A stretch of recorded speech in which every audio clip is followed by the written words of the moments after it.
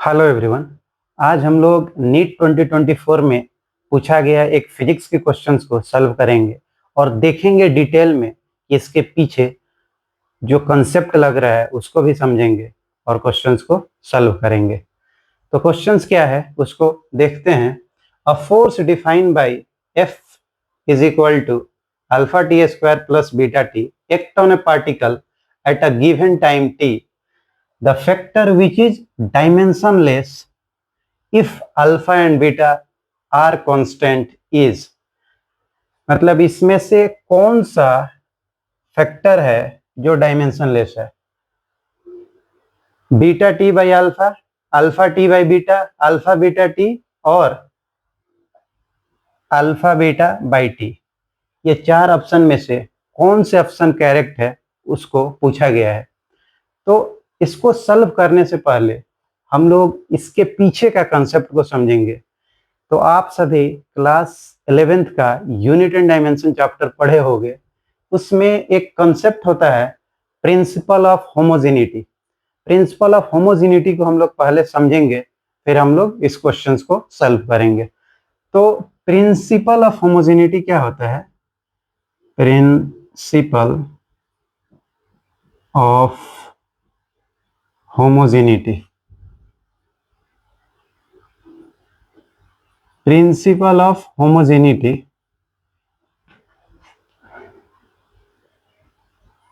इसमें होमो का मतलब होता है सेम।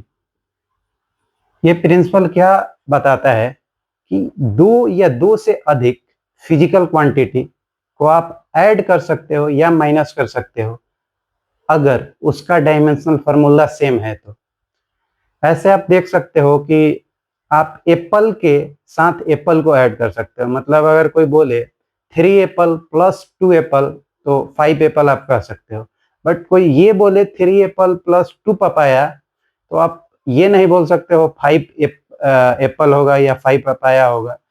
मतलब उसका कोई सेंस नहीं बन रहा है 3 एप्पल प्लस 2 पपाया का। वैसे ही अलग अलग डायमेंशनल फार्मूला वाले को आप ऐड और माइनस नहीं कर सकते हो, सेम डायमेंशनल फार्मूला होना चाहिए, उसी को आप ऐड और सब्ट्रैक्ट कर सकते हो। तो प्रिंसिपल ऑफ होमोजेनिटी क्या बताता है कि डायमेंशनल फार्मूला जो फिजिकल क्वांटिटी का होगा, डायमेंशनल फार्मूला ये सेम होगा। डायमेंशनल फार्मूला सेम होना चाहिए और LHS और RHS जो किसी भी इक्वेशन का डायमेंशनल फार्मूला जो LHS साइड वाले फिजिकल क्वांटिटी का होगा वही डायमेंशनल फार्मूला RHS साइड वाले फिजिकल क्वांटिटी का भी होगा। जैसे हम लोग इसी को देख लेते हैं, इसमें LHS साइड में फोर्स है तो जो फोर्स का डायमेंशनल फार्मूला होगा वही alpha T square plus beta t जो RHS साइड में है उसका भी डायमेंशनल फार्मूला होगा। मतलब इसका डायमेंशनल फार्मूला और इसका डायमेंशनल फार्मूला दोनों का डायमेंशनल फार्मूला सेम होगा। तो प्रिंसिपल ऑफ होमोजेनिटी यही बताता है कि दो या दो से अधिक फिजिकल क्वांटिटी को आप ऐड या माइनस कर सकते हो जब उसका डायमेंशनल फार्मूला सेम है। अब डायमेंशनल फार्मूला क्या होता है? तो कोई भी फिजिकल क्वांटिटी जैसे डिस्टेंस हो गया, जैसे वेलोसिटी हो गया, फोर्स हो गया, एनर्जी हो गया, तो ये फिजिकल क्वांटिटी है। ये कैसे डिपेंडेंट है? फंडामेंटल क्वांटिटीज पे, जैसे लेंथ हो गया, टाइम हो गया, मास हो गया, उस पर ये कैसे डिपेंडेंट है उसी को डायमेंशनल फार्मूला कहा जाता है। जैसे डिस्टेंस आ गया या डिस्प्लेसमेंट हो गया, उसका डायमेंशनल फार्मूला L होता है। वैसे ही वेलोसिटी का L/T होता है, फोर्स का mLT के पावर -2 होता है। तो अब हम लोग इस क्वेश्चंस के तरफ बढ़ेंगे। आई थिंक आप समझ गए होंगे कि प्रिंसिपल ऑफ होमोजेनिटी क्या बताता है। आप अलग अलग फिजिकल क्वांटिटी को जिसका डायमेंशनल फार्मूला अलग है उसको आप डिवाइड कर सकते हो, मल्टीप्लाई कर सकते हो, उसके लिए कोई रेस्ट्रिक्शंस नहीं है। बट एडिशंस और सब्ट्रैक्शंस के लिए आपको प्रिंसिपल ऑफ होमोजेनिटी को ध्यान में रखकर करना होगा। तो इस क्वेश्चंस में क्या दिया है? F is equal to alpha T square plus beta t. इसमें क्या है कि फोर्स जो है ये एक फिजिकल क्वांटिटी है, अल्फा टी स्क्वायर एक फिजिकल क्वांटिटी है, बीटा टी भी एक फिजिकल क्वांटिटी है। तो प्रिंसिपल ऑफ होमोजेनिटी से जो इसका डायमेंशनल फार्मूला होगा अल्फा टी स्क्वायर का, वही डायमेंशनल फार्मूला होगा बीटा टी का भी। और लेफ्ट हैंड साइड वाले का डायमेंशनल फार्मूला और राइट हैंड साइड वाले का डायमेंशनल फार्मूला ये भी सेम होता है। इसीलिए फोर्स का भी डायमेंशनल फार्मूला इसके बराबर होगा, अल्फा टी स्क्वायर के डायमेंशनल फार्मूला के बराबर या बीटा टी के डायमेंशनल फार्मूला के बराबर। तो हम लोग लिख सकते हैं कि फोर्स का जो डायमेंशनल फार्मूला होगा वही डायमेंशनल फार्मूला होगा अल्फा टी स्क्वायर का, वही डायमेंशनल फार्मूला होगा बीटा टी का। ये जो F is equal to alpha T square is equal to beta t जो लिखा गया है ये डायमेंशनली इक्वल है। मैग्नीट्यूड बाई टू कुछ भी हो उससे उसको हम लोग नहीं लिख रहे हैं, हम लोग यहाँ पे देख रहे हैं कि वो डायमेंशनली सेम है।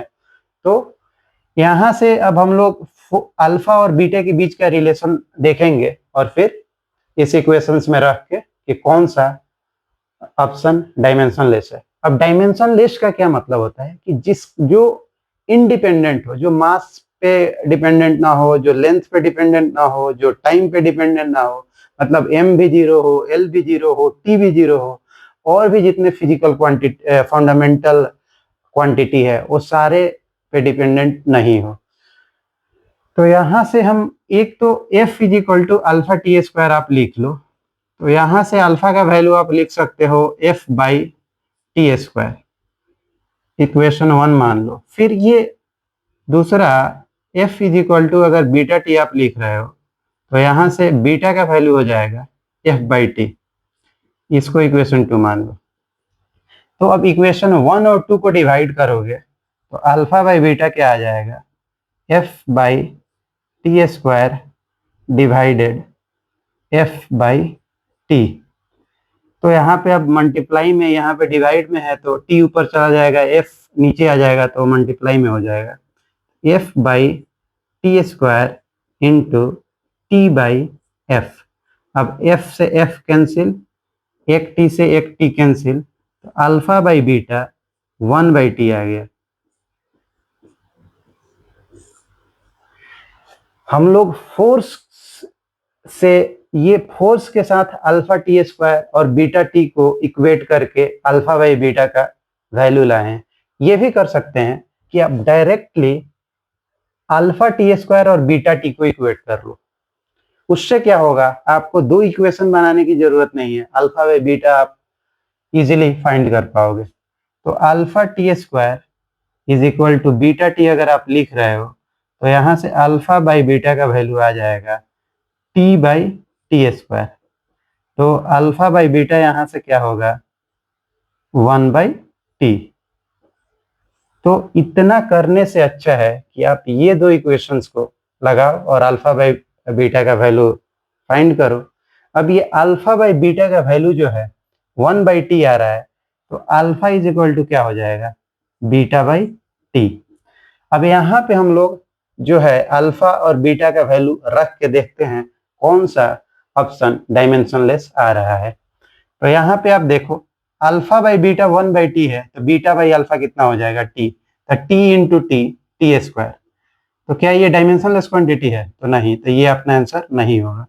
फिर हम लोग इसको देखते हैं alpha by beta, alpha by beta क्या है 1 बाई टी है, तो 1 बाई टी इंटू टी, तो ये टी से टी कैंसिल, ये 1 आ गया।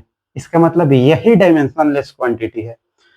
तो अपना आंसर ऑप्शन बी होगा, बट हम लोग ऑप्शन सी ऑप्शन डी को भी चेक कर लेते हैं। तो ऑप्शन सी में क्या है, अल्फा के जगह पे हम बीटा बाई टी लिख सकते हैं इंटू बीटा इंटू टी, तो टी से टी कैंसिल, ये आ जाएगा बीटा स्क्वायर के बराबर।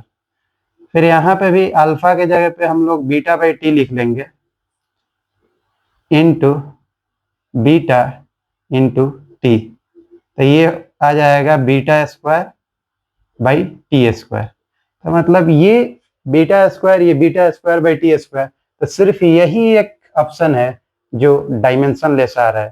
तो आई थिंक आप समझ गए होंगे इस क्वेश्चन को कैसे अप्रोच करना है और इसके पीछे का कंसेप्ट क्या है। तो प्रिंसिपल ऑफ होमोजेनिटी और प्रिंसिपल ऑफ होमोजेनिटी को यूज करके आप ऐसे और भी बहुत सारे क्वेश्चंस को सॉल्व कर सकते हो।